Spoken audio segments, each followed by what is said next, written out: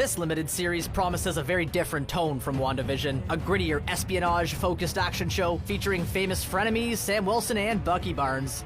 Can you move your seat up? No. But if rumors are to be believed, the two shows may have one thing in common: a surprise appearance from an X-Man. In this case, an X-Man named Wolverine. Buckle up, bub. Here's how a certain fast-healing Canadian could appear in The Falcon and the Winter Soldier.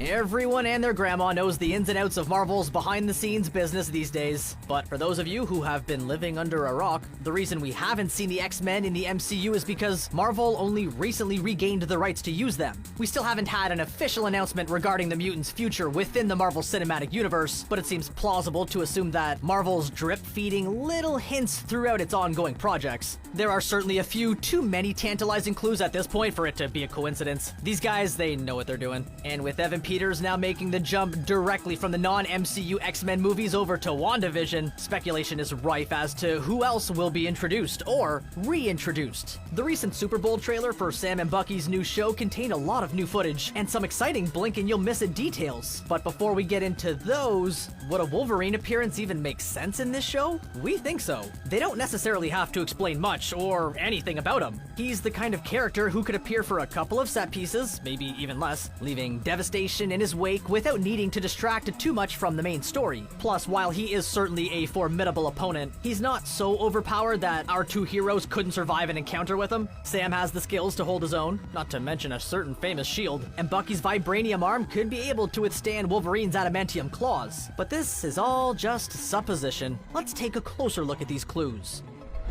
In the new trailer, we see a vibrant waterfront location that we now know to be Madripoor. In the comics, Madripoor is a mysterious and somewhat lawless island nation, the exact kind of place that globe-trotting adventurers like Sam and Bucky might end up. More importantly, it's a key location in the X-Men comics. Xavier's mutants even had their headquarters there for a time, and the island has always been a favorite haunt of Wolverine in particular. He spent a lot of time investigating mysteries and fighting crime, sometimes operating under the pseudonym Patch. He even co-owns a bar there, the Princess Bar, if you want to look it up. Now, just because they're introducing a new location in the show doesn't necessarily mean they're introducing a new character too. World building takes many forms, and this could just be a hint that we will be seeing more of Madripoor in upcoming shows and movies. It's a fairly unobtrusive way to foreshadow future X-Men shenanigans, but there are a few more details that are making our Wolverine senses tingle. See those bikers? See the red symbol on their jacket? It looks very much like the symbol of Ogun, a powerful ninja and mentor turned foe of Wolverine. The two have crossed paths on numerous occasions. In one comics run, Ogun was even involved in a plot to restart the Weapon X program that originally created Wolverine.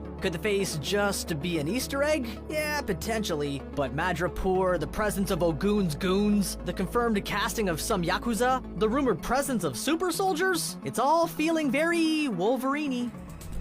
So, say we're on the money, and the show will feature an appearance by a mysterious, big-haired berserker with claws. How might that work? If it is gonna happen, we would put money on a brief guest appearance at most, and we wouldn't necessarily expect the character to be given a name. We'd also predict an unknown actor for the role. Wolverine is a big deal, and while his movies have been, let's say, variable, Hugh Jackman has consistently killed it in the role. His Wolverine is arguably one of the most iconic actor-character combinations in superhero movies, which means replacing him is pretty major news. You wouldn't necessarily expect a studio to reintroduce such a huge character via a limited series on a streaming service, but Marvel and Disney aren't just any studios at this point. In terms of marketing, continuity, and cross-platform storytelling, they're breaking the mold. This kind of stealth reintroduction of a major character would certainly be unorthodox, but if we're talking about internet-breaking gambits, and no, not that gambit, this would be a hell of a thing. Can you imagine the word of mouth? Oh my god, Wolverine showed up in The Falcon and the Winter Soldier! It would be a surefire way to generate interest. And if we think about what we're expecting from the show itself,